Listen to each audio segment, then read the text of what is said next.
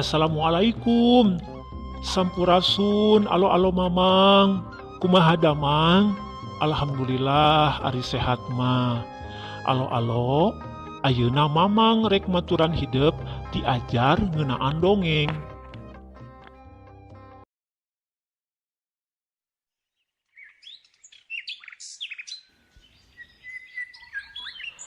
Alo, tatar Sunda teh beunghar ku rupa-rupa carita rakyat atawa dongeng. Aya dongeng sasatoan, dongeng jalma biasa, dongeng makhluk gaib, dongeng sasakala, dongeng sajarah jeung sajabana. Ari hidup kungsi diajar dongeng naon wae di kelas 3 jeung kelas 4. Tah, ayeuna oge hidup bakal diajar di dongeng, khususna dongeng sasakala atawa dongeng asal-usul patempatan.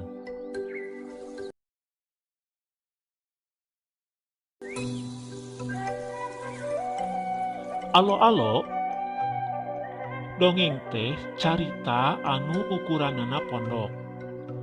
Dongeng mirip jeung cerita pondok. Duanana kaasup carita anu ukuranana pondok.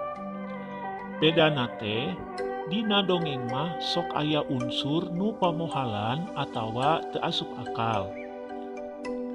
Dongeng teh sok tara jelas nu ngarangna atawa anonim.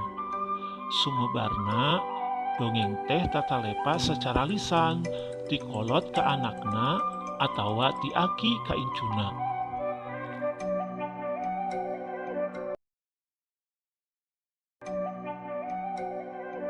Aya rupa-rupa dongeng, nyaeta dongeng sato anu disebut fabel, dongeng dewa anu disebut mitos, dongeng jalma teu lumrah atawa parabel, dongeng sasakala jeung dongeng jurig. Dongeng-dongeng anu sumebar kulisan teh ayeuna mah geus rea anu dibukukeun mangrupa kumpulan dongeng. Biasana sok disebutkeun saha anu ngumpulkeunana.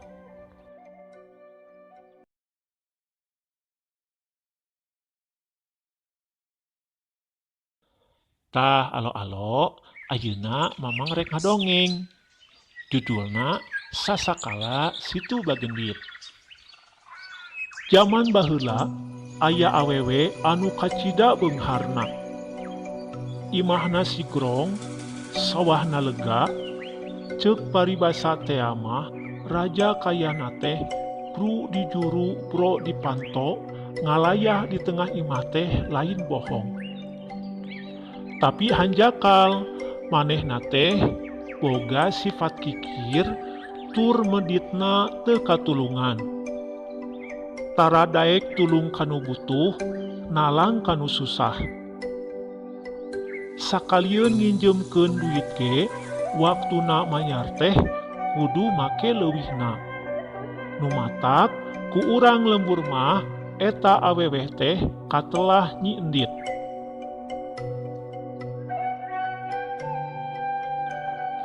Pagawean Nyi Endit teh sapopoena ngitung-ngitung raja kaya bisi aya anu coceng atawa leungit. Raja kayana unggal waktu nambahan beuki ngagunung da puguh tara pisan dipake. Ari sababna sagala lebar sagala nyaah. Tong boro dipake tutulung ka batur, dalah dipake ku dirina sorangan ge kahayang mah ulah.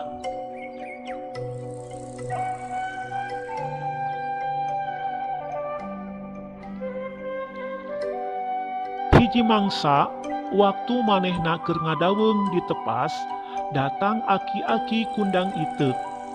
Lempangna semu jumarig jeug bari nyepengan beuteung. Eta aki-aki teh pok nyarita ka Nyi Endit. "Nyai, hapunten aki, bade nedakat wangan manawi Nyai gaduh. Aki geus sababaraha poe teu kararaban sangu."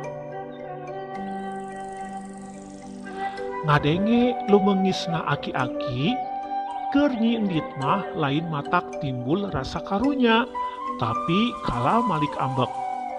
Eta aki-aki teh diusir di titah Indit ku Nyi Endit.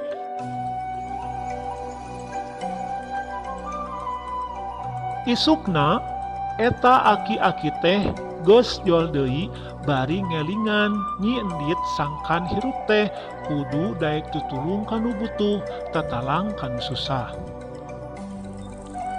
Tapi Nyi Endit angger teu mirosea omongan eta si aki. Sakali deui eta aki-aki teh diusir ku Nyi Endit. Si aki cari nagdak bakat kuna langsa.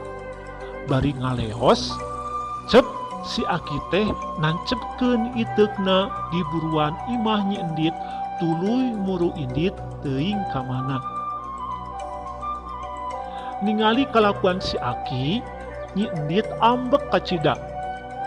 Tong boro ka jalmana, dalah iteukna ge keur Nyi Endit mah matak ngaganggu.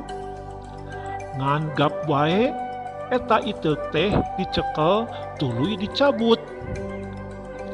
Tapi Nyi Endit kacida ngarenjakna, basa ningali tina urut iteuk nancep teh ngaburial cai.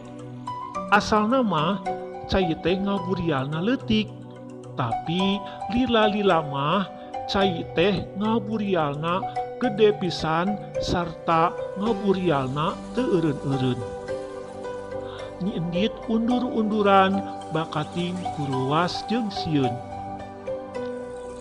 Beuki lila cai nu ngaburial teh beuki ngaburidag sarta beuki ngagedean. Malah antukna mah neueum sakur nu aya di dinya. Mimitina semet memuncangan, naek kana tuur, ngeueum dada, sarta tuluy salaput sirah. Nyi Endit teu kaburu nyalametkeun dirina jeung raja kayana anu ngagunung jeung nu dipupusti.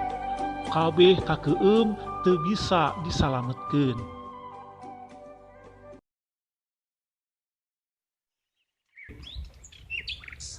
Kakocapkeun isukna, imah tur sawah Nyi Endit teh robah wujud jadi situ anu kacida legana. Eta situ teh katelahna Situ Bagendit. Dicokot tina ngaran Nyi Endit nu aya di wewengkon Garut.